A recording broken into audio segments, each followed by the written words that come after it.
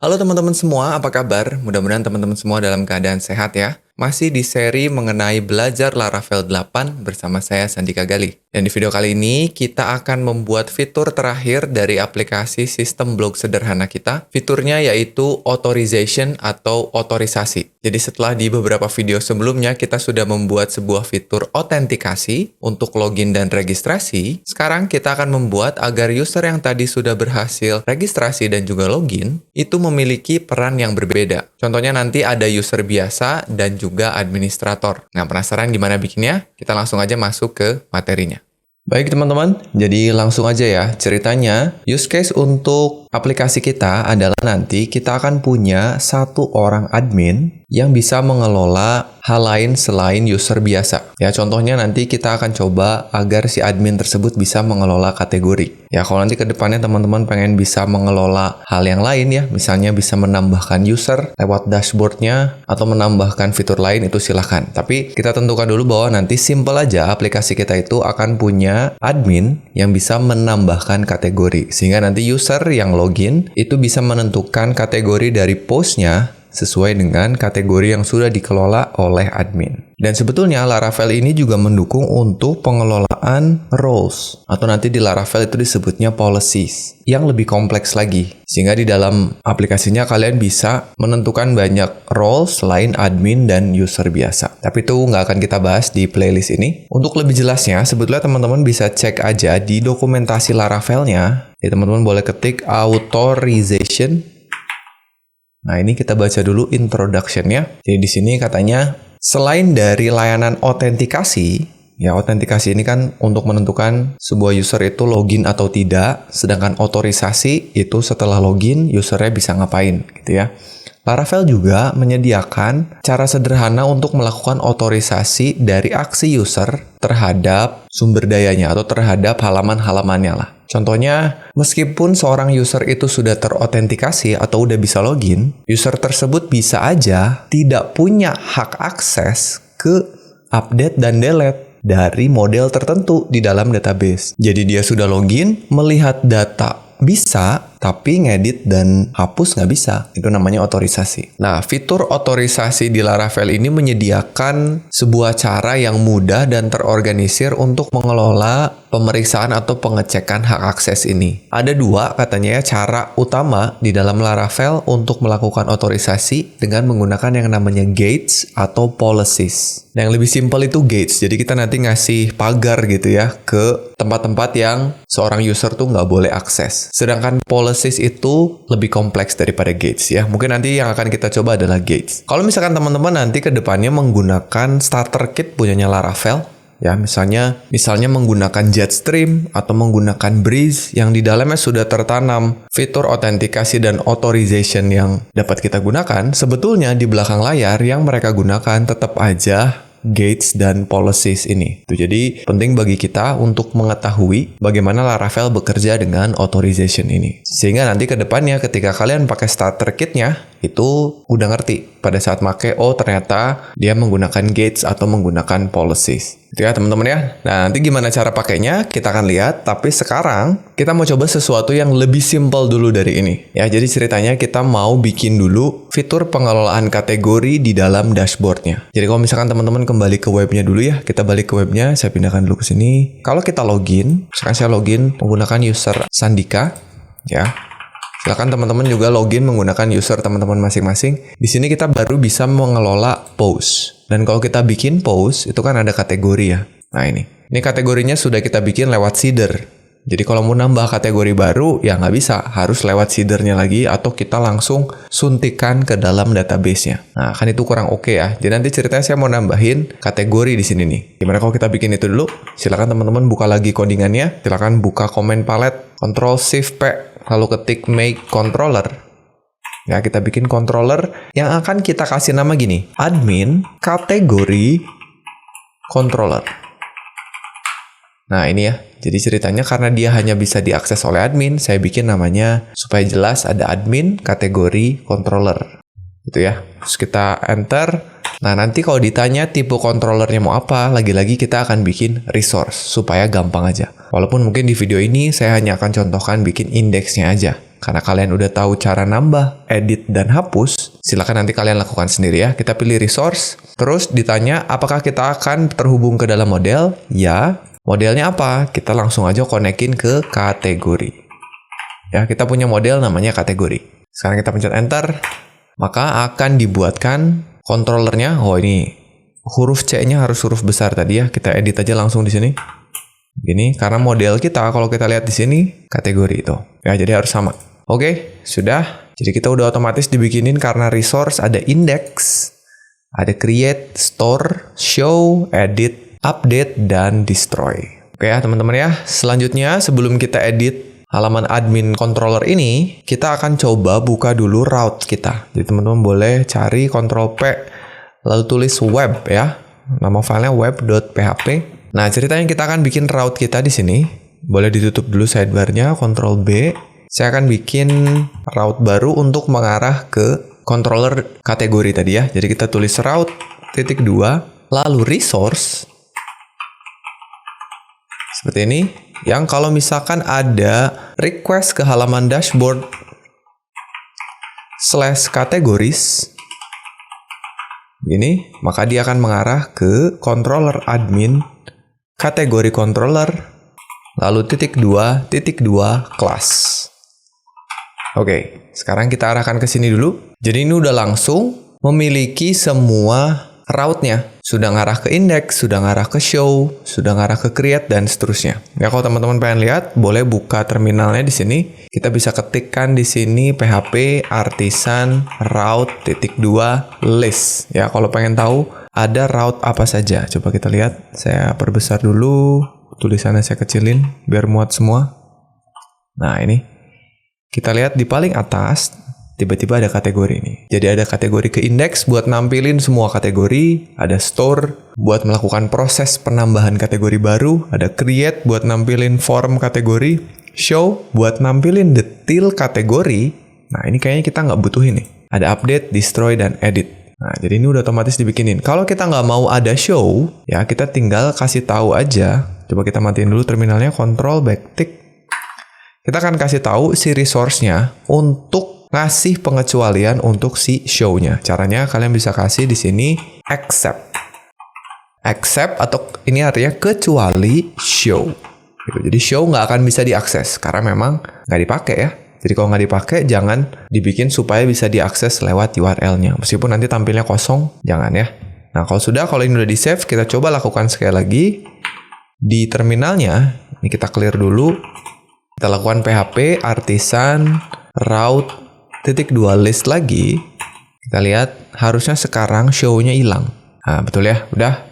Kita sudah punya route-nya. Nah, sekarang coba kalian balik lagi ke controllernya di bagian index-nya. Coba kita kasih return dulu. Ini adalah halaman kategoris, misalkan gitu ya. Nih, saya coba kasih ini dulu supaya kita bisa tes bisa diakses apa enggak gitu ya. Kita save dulu. Kita balik ke webnya, terus kita ketik di sini kategoris. Nah, sudah. Sip, udah bisa diakses. Tapi hati-hati teman-teman. Sekarang kalau kita logout, terus kita arahkan ke sini, /dashboard, /categories. Nah, ini bisa, padahal usernya belum login. Nah, ini nggak boleh. Kita bisa kasih autentikasi lewat middleware juga. Walaupun nanti ini akan kita ubah sih ya. Cuman kita tahu karena kita nggak kasih middleware auth seperti yang ini, siapapun bisa akses. Jadi kalau saya kasih di sini middleware, lalu auth, sekarang kalau di save, kita balik ke sini, kita refresh. Nah, ini balik lagi ke login. Karena memang kita kasih tahu siapapun yang belum login, kalau ngakses sesuatu di dalam dashboard, itu nggak boleh. Maka balik lagi ke login. Oke teman-teman ya. Oh ya, pastikan kalau misalkan tadi ada yang error, controllernya belum di-include-kan, silakan use dulu di atas ya. Kalau udah otomatis ditambahkan oleh VS Code-nya, ya sudah nggak apa-apa. Tapi buat yang belum, ini ditambahin dulu di atas. Urutannya nggak masalah ya. Mau di atas, mau di paling bawah, nggak masalah. Oke, sekarang kita coba dulu untuk bikin tampilan ya teman-teman ya. Supaya tampilannya bisa kita akses kalau kita udah login. Ya, kita login lagi, kita kasih password. Balik dulu ke halaman index. Nah, sekarang ceritanya saya mau nambahin link di sidebar dulu ya, yang mengarah ke kategori. Jadi kita balik ke codingannya, kita buka file sidebar kita, ketik Ctrl P, cari sidebar yang ini, sidebar Blade PHP yang ada di dalam folder dashboard layouts. Nah, ini dia. Sudah terbuka? Ceritanya kita mau nambahin list baru, tapi saya nggak akan nambahin LI. Kenapa saya nggak nambahin LI? Karena itu akan menjadi bagian UL yang terpisah di bawah sini. Kedepannya akan kita bikin agar dia hanya bisa diakses oleh admin. Makanya kita pisahin. Jadi nanti kita punya UL lagi. Tapi sebelumnya, saya mau kasih judul dulu. Nah, ini judulnya akan saya samakan dengan judul di template Bootstrap kita yang examples. Jadi nanti di sini kita punya sebuah H6 yang tulisannya administrator nanti ya. Tapi supaya sama stylenya, saya ketik ulang aja. Di dalamnya ada span yang tulisannya administrator. Kalau teman-teman mau copy paste boleh supaya lebih cepat, tapi di sini saya mau ketik aja. Kita kasih kelas di sini ada yang namanya sidebar, heading, terus dia displaynya flex, terus supaya dia tersimpan di tengah-tengah. Terus juga di sini kita kasih justify, content between, lalu align, items center.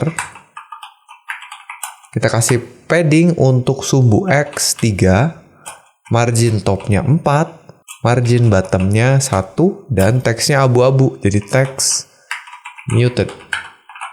Oke, ini untuk headingnya, sehingga kalau udah di save, kita lihat sekarang kita punya administrator di sini. Sudah, baru di bawahnya kita punya sebuah UL. Ya, UL-nya sama seperti ini. Jadi kita bisa copyin aja kelasnya. Kita copy kelasnya. Sini kasih spasi dulu, terus kita simpan. Baru di dalamnya kita bikin LI, yang nama kelasnya juga sama. Nav item, ya ini kita copy aja. Nav item. Kita masukin ke sini. Yang isinya itu link juga. Jadi kita bisa copy aja, sama seperti yang ada di atas ini. Ini kita copy A-nya. Kita simpan ke dalam LI-nya di sini. Jadi kalau ada link yang request-nya mengarah ke dashboard lalu kategoris, begini, lalu kita kasih tanda bintang supaya nanti selalu aktif di halaman apapun yang masuk ke dalam kategoris, lalu href-nya kita arahkan ke kategoris. Ya, mirip seperti yang ini. Kalau ini post, yang ini kategoris. Oke, kita lihat hasilnya. Nah, ini ya, udah ada. Cuman tulisannya jangan my post, tapi post kategoris.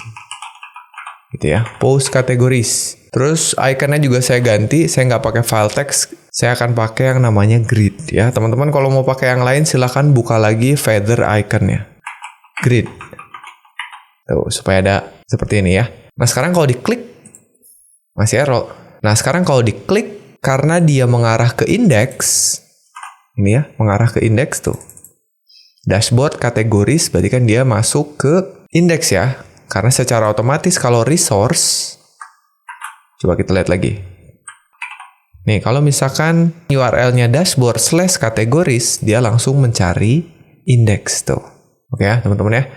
Jadi, ini sudah oke. Sekarang, yang kita butuhin adalah view-nya. Jadi sekarang kalau kita masuk ke controller admin kategori, nah ini kita nggak akan nulis begini, tapi saya mau mengarahkan ke view. Ini. Nah, view-nya itu nanti saya akan bikin ada di dalam folder dashboard. Lalu saya mau bikin folder lagi di dalamnya namanya kategoris. Baru di dalamnya filenya namanya index ya, .blade.php. Oke, sudah. Nanti data kategorinya saya akan kirim belakangan. Ya, ingat di atas harusnya kita udah punya modelnya di sini, jadi tinggal kita panggil. Ya, gampang aja. Sekarang kita bikin dulu filenya, buka lagi sidebar-nya, Ctrl B, masuk ke dalam resources, lalu views, lalu dashboard. Nah, di sini kita akan bikin folder baru. Kita kasih nama kategoris. Ya, ini sama persis lah dengan yang post ya. Bahkan nanti kita akan kopas isinya. Lalu di dalam folder kategoris namanya index.blade.php. Oke? Nah, kalau sudah, kita buka yang index post supaya bisa kita copy.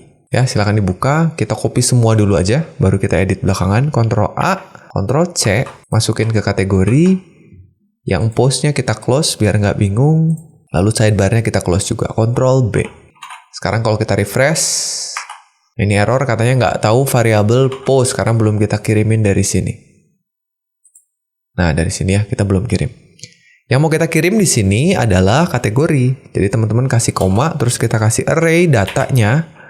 Kita bikin kategoris. Itu kita akan ngambil dari model kategori. Kita cari all. Nah, gini aja ya. Sudah, baru buka lagi indeksnya. Sekarang kita edit satu persatu dari atas. Extend sudah oke, container sudah oke. Terus di sini bukan my post, tapi tadi adalah post kategoris. Gini. Terus ini suksesnya biarkan aja. Karena nanti kalau kalian ke depannya butuh notifikasi ketika kategori baru berhasil ditambahkan, ini pasti butuh. Jadi kita biarin aja. Terus scroll lagi. Kita masuk ke tombol tambah kategori. Ini nanti akan mengarah ke kategoris. Ini create new kategori. Ya. Scroll lagi. Nanti di sini ada nomor, terus ada nama. Kategori name. Karena hanya ada satu aja ya teman-teman ya. Kalau kita ingat lagi, kita buka MySQL Workbench. Coba kita lihat ya. Kita masuk ke database kita. Kita lihat tabel kategoris. Klik kanan, tabel inspector, kolom. Tuh cuman ada ID, name, slug. Slug nggak usah ditampilin. Kita butuh name aja. Jadi cuman satu. Ini nggak perlu ya. Ini boleh dihapus, actionnya tetap ada. Terus scroll lagi. Sekarang ini bukan post, tapi kategoris. Postnya juga jadi singularnya, yaitu kategori. Loop iteration, biarkan ini semua jadi kategori. Kategori name, ini kita hapus baris ini. Terus di sini ini kita ganti jadi kategoris. Teman-teman boleh pencet Ctrl D ya, supaya terseleksi 3 tombol ini URL-nya jadi kategoris. Ini juga Ctrl D, Ctrl D, Ctrl D. Ini jadi kategori ya. Oke, sudah. Kita scroll lagi, kayaknya udah ya. Sip, coba kita lihat. Save dulu, balik ke sini, kita refresh. Nah, sudah oke. Jadi udah ada kategorinya. Kalau terlalu lebar, kita kecilin deh, jangan 8 ya. Coba 6. Nah, kayaknya 6 cukup deh. Oh, tapi si suksesnya juga samain, jangan 8. Ini kita ganti 6, nanti kepanjangan dia. Sudah, ceritanya udah oke. Kita udah ada di kategori. Kalau post begini, kalau kategori begini. Sudah ya? Nah, sekarang problemnya adalah semua user yang login bisa masuk ke menu kategori. Kita contohkan. Ini saya login lagi user Sandika. Sekarang coba kita masuk ke tabel lain ya. Kita masuk ke tabel user, klik kanan, select rows. Kita ambil, nah ini, Mas Johan ya. Kita ambil emailnya. Ctrl C, kita logout dulu. Login, passwordnya password. Nah, lihat. Mas Johan itu bisa lihat juga. Padahal saya pengen cuman Sandika aja yang bisa lihat menu ini. Dan bisa mengaksesnya tentu saja. Karena saya pengen Sandika itu sebagai admin. Ya, karena aplikasi kita nggak terlalu kompleks, adminnya satu dulu aja lah. Kedepannya kalian mau nambahin admin, itu mudah. Nah, gimana caranya? Kita coba versi yang simple dulu ya, teman-teman. Balik ke codingannya. Sekarang kita akan matikan middleware-nya. Jadi kita nggak akan pakai middleware lagi. Kita nanti mau ngecek manual, udah login apa belum. Terus, kalau udah login, dia Sandika atau bukan. Ya, jadi ini nggak lagi pakai middleware. Kita matikan dulu. Sekarang ini bisa diakses siapapun ya, hati-hati. Tapi untuk mencegahnya, kita masuk ke controllernya. Sekarang kita kasih pengkondisiannya di sini. Sebelum menampilkan view. Jadi sebelum nampilin view, cek dulu. Dia udah login apa belum. Cara ngeceknya, kita pakai bantuan dari metode auth. Ya, jadi kalau kita tulis begini, if auth, ini kita bisa pakai metode guess.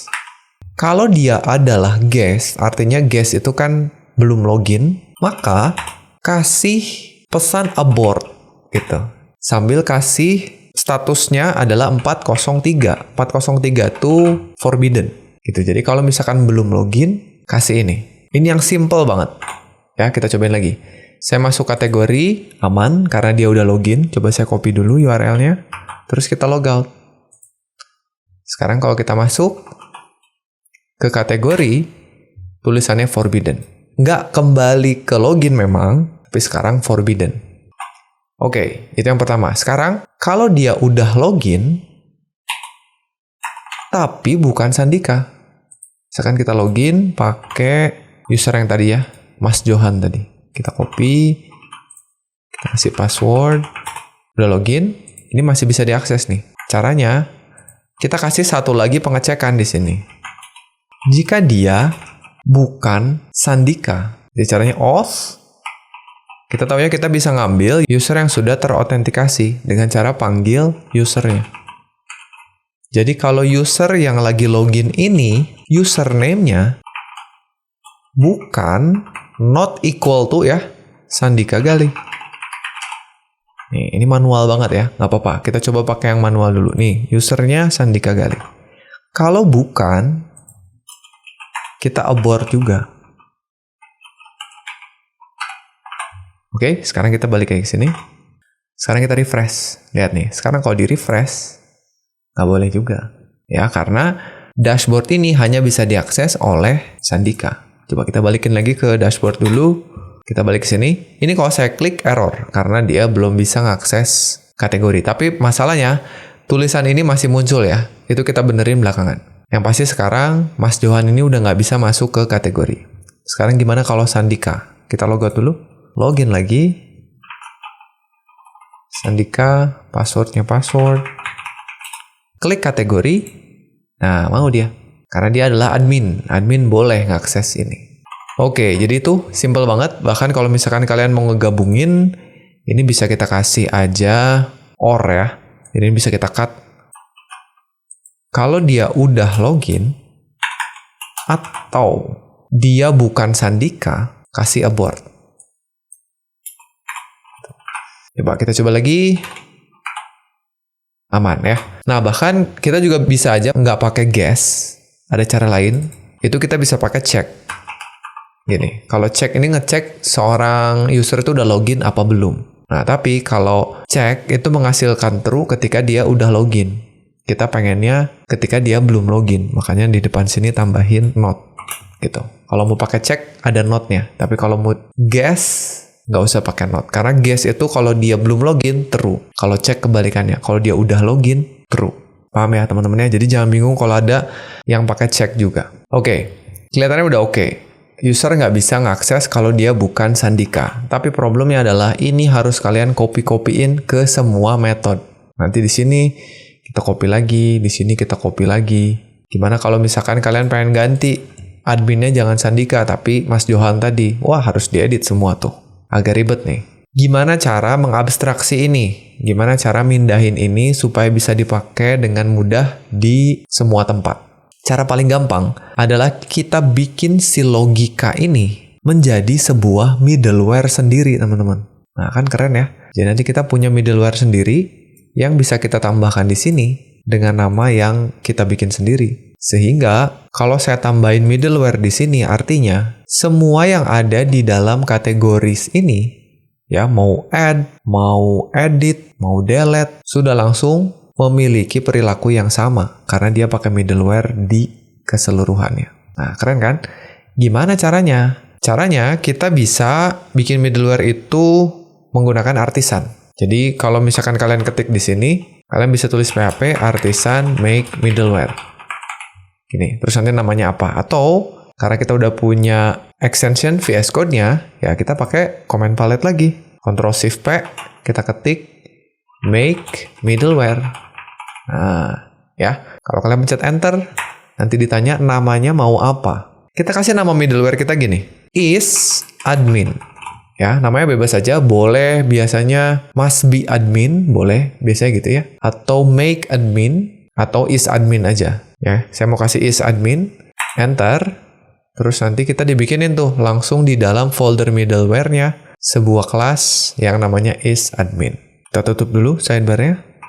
Nah, sekarang gimana masukin logic kita? Kita akan masukin logiknya di dalam method handle. Kita tulisnya sebelum return. Gitu. Jadi nanti kita akan bikin logic kita di sini. Setelah itu jalankan middleware berikutnya. Ya kan, yang namanya middleware itu pasti berada di antara bagian-bagian lain gitu ya. Sekarang yang kita taruh di sini adalah persis yang kita simpen di dalam metode ini. Jadi kalian boleh cut aja. Kita cut, ya, kita balikin. Sekarang kita simpen di sini. Kita paste, save. Sudah, jadi kita udah punya middleware-nya. Dan ini kalau misalkan kita tambahin di sini, belum jalan ya teman-teman ya. Itu karena kita belum tahu nih nama middleware-nya apa. Kita baru punya kelas middleware-nya. Gimana cara ngejalanin middleware kita? Kita harus masukin juga ke dalam kernelnya. Oke, teman-teman boleh buka lagi file explorer-nya. Caranya kita masuk ke file yang namanya kernel. Supaya middleware kita didaftarin lah gitu ya di sini. Klik kernel, tutup lagi sidebar-nya. Kalau kita lihat di sini, itu kan kita punya yang namanya global middleware. Middleware yang otomatis jalan ketika Laravel jalan. Tapi kita juga punya, kalau scroll ke bawah, itu ada application route middleware. Jadi middleware ini bisa kita kasih ke grup atau ke route individualnya satu-satu ya. Nah, ini udah ada semua middleware yang bisa kita pakai kecuali middleware baru kita. Nah, jadi kita harus daftarin dulu di sini. Kita simpan di akhir aja, walaupun urutannya nggak pengaruh. Kita simpan di akhir, ini kita kasih nama dulu. Namanya mau apa? Saya mau kasih namanya is_admin. Namanya bebas, sekali lagi mau admin aja juga boleh ya. Admin gini boleh, atau kita kasih admin aja deh. Kita kasih admin, begini. Terus kita arahkan ke kelasnya. Karena kelas kita ada di dalam folder middleware, ini kita harus tulis namespace-nya. Berarti dari sini ya. App http middleware isAdmin. Nah, berarti ini sama nih sama ini nih. App http middleware, terus nama kelas kita. Ini copy aja, nanti kita edit. Kita copy, simpan ke sini. App http middleware, ini ganti. isAdmin. Oke. Ini nggak usah pakai koma karena kita simpan di akhir. Sudah, kita save. Tutup sidebar-nya, tutup kernelnya, sudah selesai. Sekarang kita buka web, baru kita tambahin di sini. Tadi nama middleware-nya apa? Ya, admin. Kalau kalian tadi kasih is_admin, ya udah tulis di sini is_admin. Kita coba teman-teman. Jadi sekarang, kalau saya refresh, aman. Karena kita lagi login sebagai admin. Ya, Sandika itu admin kan? Tuh, Sandika itu admin. Sekarang kalau kita logout, kita login pakai user lain ya. Kita coba yang lain deh. Mbak Elisa nih ya. Kita copy. Login. Passwordnya password. Sudah masuk. Di sini masih ada linknya. Kalau kita klik, nggak boleh. Forbidden. Oke, jadi sekarang ini udah lebih gampang. Kita simpan sebagai middleware kita sendiri. Jadi, nggak perlu nanti kita kopikan ke tiap-tiap metode di dalam controller kategori ini. Nah, sekarang yang akan kita lakukan adalah menghilangkan tulisan post kategoris ini kalau dia bukan admin. Padahal kan ini fiturnya udah bener ya. Dia bukan admin, nggak boleh masuk sini, udah bener. Tapi ya masa ininya masih tetap tampil? Harusnya kan enggak ya. Nah, gimana caranya? Nah, di sini kita baru membutuhkan fitur otorisasi menggunakan gate tadi. Karena gate itu lebih fleksibel daripada kita menggunakan middleware. Karena kalau middleware kan gampang sebenarnya. Kita tinggal kasih di route kita, udah langsung semuanya nggak bisa diakses kalau dia bukan admin. Tapi yang kita pengen itu sekarang bukan semuanya, hanya sebagian kecil aja dari view kita. Nah, kita nanti bakalan kasih kondisi di sini. Bagian ini hanya boleh tampil ketika usernya admin. Nah, pakai middleware nggak bisa se-fleksibel itu. Oke, sekarang gimana cara bikin gate? Nah, coba kita balik lagi ke sini, ke dokumentasi Laravel-nya. Nih katanya ya, bagaimana cara menulis sebuah gates atau kita kasih pagar gitu ya untuk bagian dari aplikasi kita. Jadi gates adalah sebuah cara yang bagus gitu untuk mempelajari dasar-dasar dari otorisasi Laravel. Nah, meskipun kalau misalkan nanti kalian mau bikin aplikasinya udah cukup kompleks, kalian harus memikirkan juga untuk menggunakan yang namanya policies. Supaya aturan otorisasi kalian lebih terorganisir lagi.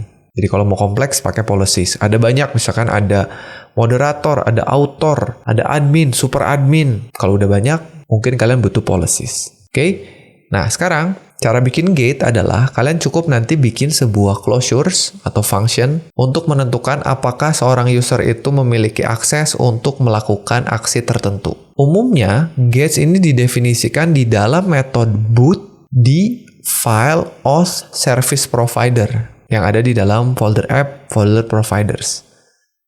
Nanti kita bikinnya pakai sebuah fasad yang namanya gate. Gate ini selalu menerima instance user sebagai argumen pertamanya. Jadi otomatis tahu user yang lagi loginnya siapa. Sehingga nanti kita bisa kasih user tersebut bisa ngapain aja. Bisa juga kita tambahin argumen tambahan. Contohnya adalah model yang relevan.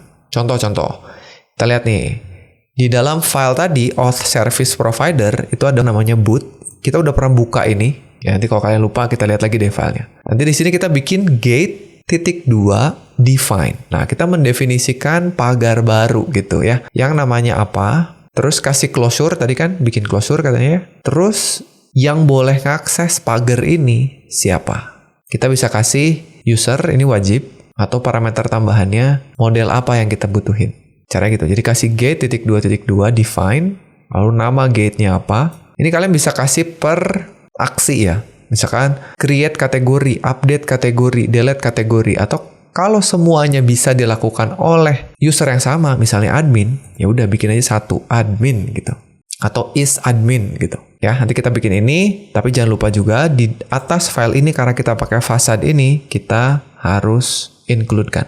Dan karena kita pakai model user dan model post, tulis juga di sini. Ya, kita cobain.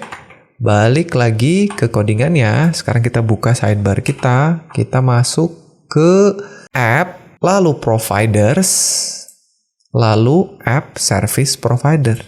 Masih ingat nggak kita ngedit apa di file ini? Kalau kita scroll, kita ada metode yang namanya boot. Nah, lihat nih. Kita waktu itu bikin agar pagination kita menggunakan template-nya Bootstrap. Nah, tapi sekarang kita mau tulis sesuatu di bawahnya. Kita mau bikin gate ya. Tadi caranya kita panggil dulu fasadnya gate.2.2 define. Saya akan mendefinisikan admin gitu ya, aturan untuk seorang admin. Terus bisa kita kasih di sini closure. Jadi kalian kasih function. Bisa pakai versi yang lama atau kalau mau pakai versi yang baru, kalian cukup tulis fn. Ya, kita pakai yang lama aja deh. Function, terus ada argumen pertamanya adalah user.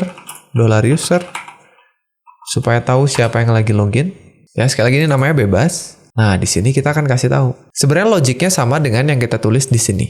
Tapi nggak perlu pakai pengecekan autentikasi. Karena udah jelas gate ini untuk user yang udah login. Tinggal kita perluas lagi. Setelah dia login, dia bisa ngapain gitu. Jadi kalau dia udah login, terus username-nya sama dengan sekarang. Gini, bahkan karena kita udah tahu user, ini nggak perlu nih. Jadi kita tinggal tulis $user. Gitu. Jadi kalau usernya sama dengan Sandika sekarang, kita kasih return. Titik koma. Nah, ini jangan lupa ini ada titik koma di sini.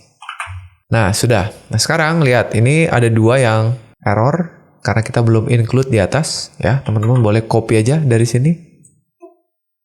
User dan gate. Post nggak usah karena kita nggak pakai. Copy, simpen di atas di sini. Kita lihat sekarang harusnya udah nggak error. Oke, jadi sekarang kita akan definisikan sebuah gate yang namanya admin, di mana gate ini hanya bisa diakses, ya gerbangnya, pagarnya hanya bisa diakses oleh user yang username-nya Sandika Gali.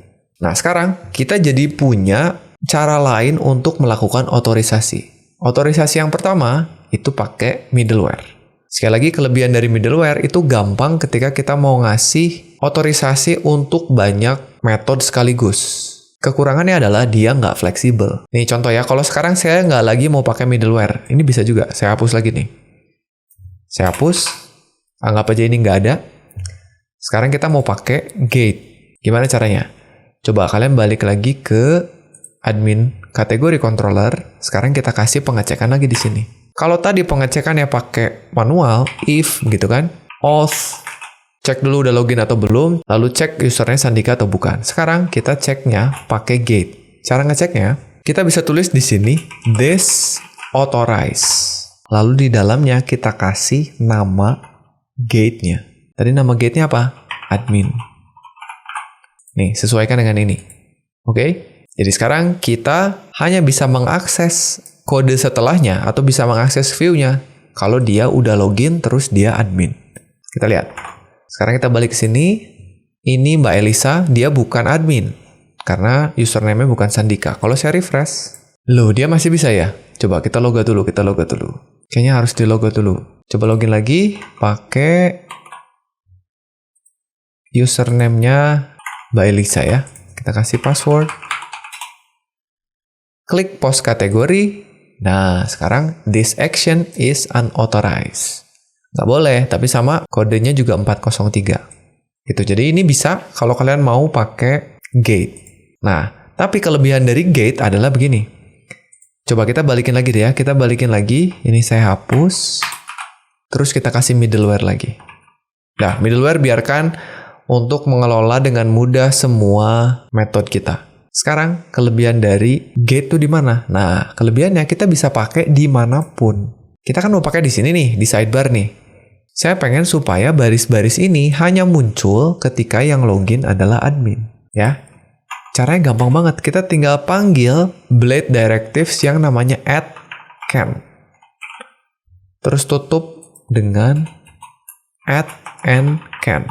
Gitu. Jadi, ceritanya gini. Baris ini hanya bisa diakses kan oleh yang punya akses di gerbang mana. Tadi kita punya nama gerbangnya adalah admin. Jadi kalian cukup tambahin ini. Jadi kita ngegabungin middleware kita pakai di route di sini, gate-nya yang ini kita pakainya di blade-nya. Gitu karena ini nggak bisa pakai middleware. Paham ya? Sekarang kalau saya save, kita balik sini, saya refresh, nggak ada tuh. Jadi nggak ada, nggak bisa dilihat. Dan kalaupun usernya tahu URL-nya, nggak bisa juga, gitu ya. Jadi nggak ada di sini dan juga nggak bisa diakses. Kalau yang loginnya admin, ada tuh, karena dia boleh. Klik, boleh. Keren ya, teman-teman ya. Jadi itu kalau misalkan kita mau menggunakan dua cara otorisasi. Nah, problem baru teman-teman. Gimana kalau adminnya nambah? Gimana kalau saya pengen supaya Mas Johan, dia admin juga? Nah, gimana caranya? Sebenarnya kita bisa tambahkan logic lagi di sini. Cuman kalau misalkan nanti adminnya nambah atau berubah, kita repot harus ngedit-ngedit ya. Ngedit-ngedit di middleware-nya dan ngedit-ngedit di gate-nya juga. Nah, gimana kalau misalnya kita akan ubah rancangan aplikasi kita supaya nanti Laravelnya ngecek otorisasinya lewat field di dalam tabel kita. Misalnya, saya nanti mau nambahin satu field baru yang namanya isAdmin. Kan sekarang nggak ada ya. Kalau kita klik kanan, tabel inspektor, kolom. Nah, ini kan nggak ada. Gimana kalau misalkan kita nambahin field baru, isAdmin, yang bentuknya atau tipenya boolean. Kalau true dia admin, kalau false dia user biasa. Nah, kayaknya keren gitu ya. Nah, gimana cara kita nambahinnya? Kita bisa lewat migrasi. Nah, tapi kan sayang banget ya migrasi yang udah kita bikin lumayan banyak gitu ya. Daripada kita ubah-ubah, teman-teman. Ya, kalau teman-teman ke mana migrasi itu ada di database ya. Database, migration. Nah, kan kita udah punya nih migrasi user. Daripada kita edit lagi, terus nanti kita migrate fresh lagi, mendingan kita sisipkan aja deh satu field baru, tapi lewat migrasi tambahan. Jadi kita nyisipin, ya. Kita bikin migrasi baru, jangan ubah-ubah yang ini. Caranya adalah kita pakai artisan. Coba tutup lagi sidebar-nya, saya kecilin dulu. Kita buka lagi. Jadi kita pakai make migration. Gini, kita bikin migrasi baru. Kita kasih namanya begini. Kan kalau misalkan mau bikin tabel baru tuh create nama tabelnya apa kan? Tapi karena kita mau menyisipkan, saya menulis gini. Add underscore is underscore admin. Jadi saya mau nambahin field baru yang namanya is underscore admin to ke tabel mana? Jadi to underscore users underscore table. Jadi saya mau nambahin ini. Is admin ke tabel users. Oke, kita enter. Apakah migrasi ini membuat tabel baru? Tidak. Ya. Apakah migrasi ini memodifikasi tabel yang sudah ada? Ya. Apa tabelnya? Tabelnya users. Tabel yang mau kita modifikasinya. Oke, tinggal pencet enter. Sekarang harusnya migrasinya udah dibikin.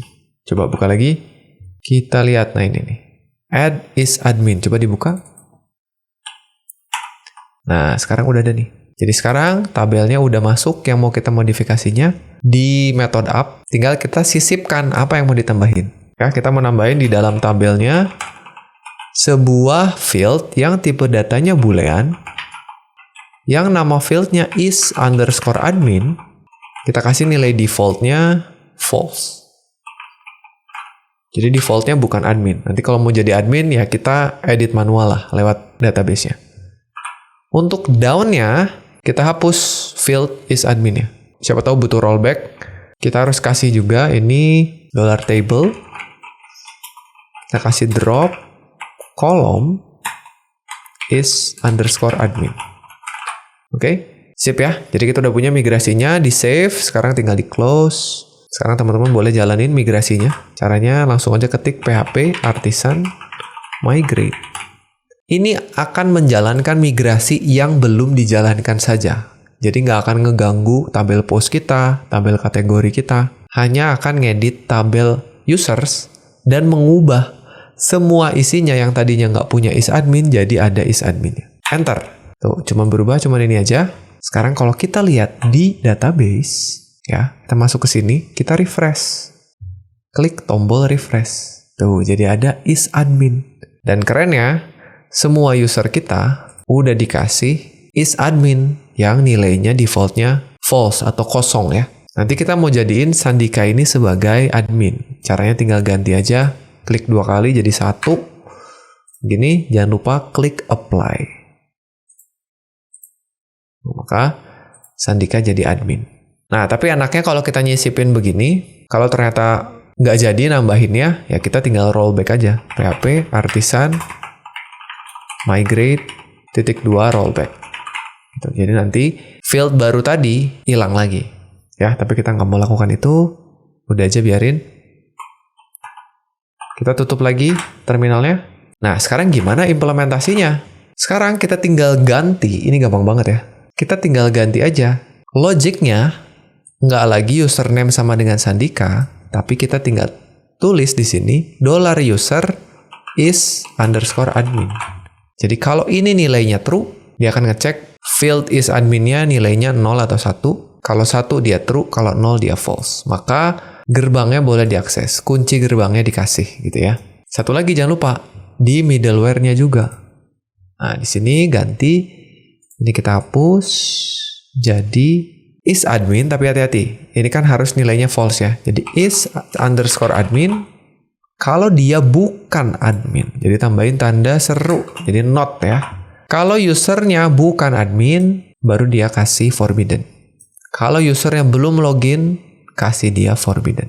Oke, kita coba. Sekarang kalau saya balik ke sini, saya refresh.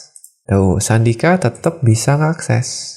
Sekarang kalau kita coba lagi logout, login pakai yang lain. Kita login pakai Mas Johan. Kita kasih password. Nggak ada. Nah, tapi gimana kalau misalkan kita mau jadiin Mas Johan ini admin? Ya, gampang aja. Kita tinggal edit nih. Is admin jadi 1. Ya, jangan lupa klik apply. Oke, kalau sudah, tinggal refresh. Tuh, jadi ada ya. Kategorinya ada dan bisa diakses. Jadi begitu ya teman-teman ya. Setelah kita tahu caranya autentikasi, di video kali ini mudah-mudahan kalian paham gimana caranya melakukan otorisasi sederhana menggunakan fitur yang dinamakan dengan gate. Ya, karena sederhana kita pakainya gates aja. Nanti katanya kalau misalkan lebih kompleks lagi, silakan kalian bisa pelajari policies. Oke teman-teman, jadi itu ya videonya. Mudah-mudahan teman-teman paham dengan penjelasannya dan sudah menjalankan fitur otorisasinya. Nah, untuk video berikutnya, mungkin kita akan coba untuk melakukan deployment atau proses penyimpanan aplikasi kita ke dalam sebuah web hosting, agar aplikasi kita tadi dapat diakses oleh semua orang. Ya teman-teman, jadi itu aja untuk video kali ini. Sampai ketemu lagi di video berikutnya. Mudah-mudahan ilmunya bermanfaat. Saya Sandika Gali pamit, dan seperti biasa teman-teman, jangan lupa titik koma.